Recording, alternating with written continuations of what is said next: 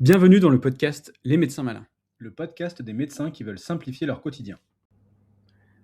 Bonjour et bienvenue pour cette 4e édition des médecins malins. Pourquoi un médecin peut avoir intérêt à payer pour un LLM ? Tu utilises ChatGPT en version gratuite depuis quelques mois. Tu poses une question de temps en temps, tu résumes un mail, tu reformules une lettre. Et à chaque fois tu te dis c'est pas mal mais c'est un peu limité. Puis tu vois passer 20 € par mois et tu te demandes pour un médecin est-ce que ça vaut franchement le coup ? La réponse courte, ça dépend de ce que tu en fais. La réponse honnête, si tu commences à utiliser un LLM régulièrement, le gratuit va vite te freiner. Pas parce que les réponses sont mauvaises, mais parce que tu ne pourras pas creuser, configurer, ni capitaliser sur ton travail. 1.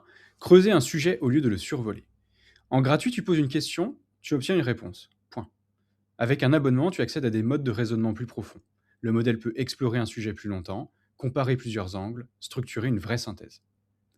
Concrètement, pour un médecin, ça change la donne sur préparer une présentation ou un staff, tu balances un sujet complexe, par exemple prise en charge des métastases cérébrales en 2026, et tu obtiens une synthèse structurée avec les grandes lignes de recommandations, les points de débat, les études récentes.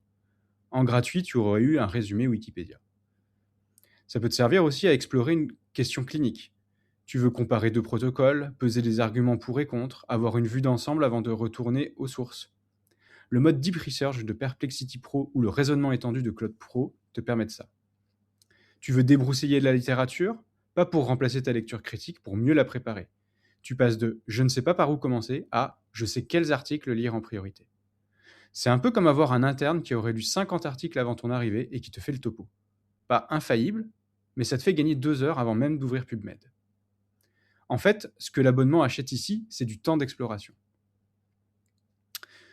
Deuxième intérêt, arrêter de recommencer à zéro. En gratuit, chaque conversation repart de zéro. Tu expliques ton contexte, tu reprécises ton style, tu redemandes le même format. Tu perds 5 minutes avant même de poser ta vraie question. C'est comme si tu devais reconfigurer ton logiciel de planification de traitement à chaque patient. Personne ne ferait ça. Et pourtant, en gratuit, c'est exactement ce qui se passe avec un LLM.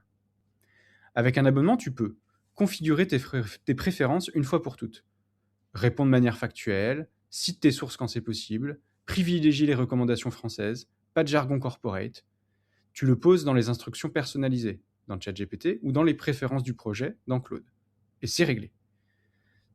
Tu peux créer des assistants dédiés, par exemple un pour la veille scientifique, un pour reformuler des courriers, un pour vulgariser des explications patients, un pour t'aider sur tes présentations.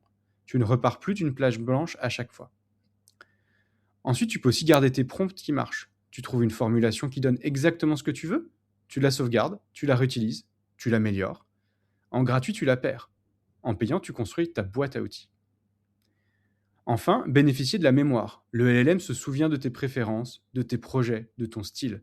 Moins de friction, moins de répétition, plus de fluidité. C'est discret comme avantage, mais dans la vraie vie, c'est énorme. Au total, ce que l'abonnement achète ici, c'est de la cohérence et de la continuité. Troisième intérêt, suivre un projet dans la durée. C'est probablement l'argument le plus sous-estimé. En gratuit, chaque conversation est isolée. Tu poses une question aujourd'hui, une autre la semaine prochaine, et le lien entre les deux n'existe que dans ta tête. Avec un abonnement, tu peux centraliser tout un projet dans un espace dédié. Une revue de littérature, par exemple, tu alimentes au fil des semaines, tu itères, tu structures progressivement.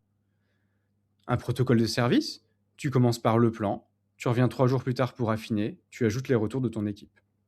Une présentation de congrès, tu travailles l'abstract, puis les slides, puis le script dans le même espace. Un projet personnel, écriture, organisation, planification. Le LLM ne répond plus juste à des questions isolées. Il suit ton cheminement. Il reprend le contexte là où tu l'as laissé et il t'aide à itérer au lieu de tout recommencer. C'est un peu la différence entre un dossier patient qui suit le malade et des notes volantes sur des bouts de papier. L'information est la même, la capacité à travailler avec est radicalement différente. En gros, ce que l'abonnement achète ici, c'est un compagnon de projet, pas un répondeur. Ce qu'on ne te dira pas ailleurs.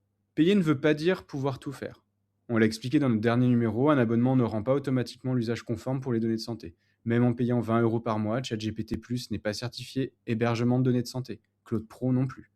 L'abonnement t'apporte du confort, des fonctions, de meilleurs modèles de raisonnement notamment. Il ne supprime donc ni les contraintes de confidentialité, ni le risque d'erreur, ni ta responsabilité en tant que médecin. Un abonnement améliore ton travail, Il ne remplace ni ton jugement clinique, ni le cadre de sécurité. Petit conseil malin. Ne t'abonne pas à 3 outils d'un coup. Commence par un seul, un mois, un cas d'usage. Nos suggestions selon ton profil. Tu veux surtout rechercher et explorer Perplexity Pro, environ 20 € par mois. Tu penses plutôt rédiger, configurer, capitaliser, ChatGPT+, ou Claude Pro, pareil, 20 € par mois. Si tu cherches à optimiser les deux, Claude Pro, la rédaction et la recherche intégrée, 20 € par mois. Teste un mois. Si tu gagnes ne serait-ce qu'1 heure par semaine, c'est rentabilisé. En résumé, le gratuit il sert à découvrir. L'abonnement il sert à travailler. La vraie valeur n'est pas dans de meilleures réponses. Elle est dans la capacité à creuser un sujet, ne plus repartir de zéro et suivre un projet dans sa durée. Tous les médecins n'en ont pas besoin. Si tu utilises un LLM une fois par semaine pour reformuler un mail, franchement, reste en gratuit. Mais si tu lis beaucoup, si tu écris beaucoup, si tu structures de l'information, si tu gères des projets en parallèle, la question n'est plus est-ce que ça vaut le coup. La question devient combien de temps je perds à ne pas le faire. Allez, c'est la fin de cette édition. On se retrouve la semaine prochaine pour la prochaine newsletter. Merci d'avoir écouté cet épisode des Médecins Malins. Pour en savoir plus, vous pouvez nous retrouver en newsletter tous les mardis matins. Le lien est dans la description.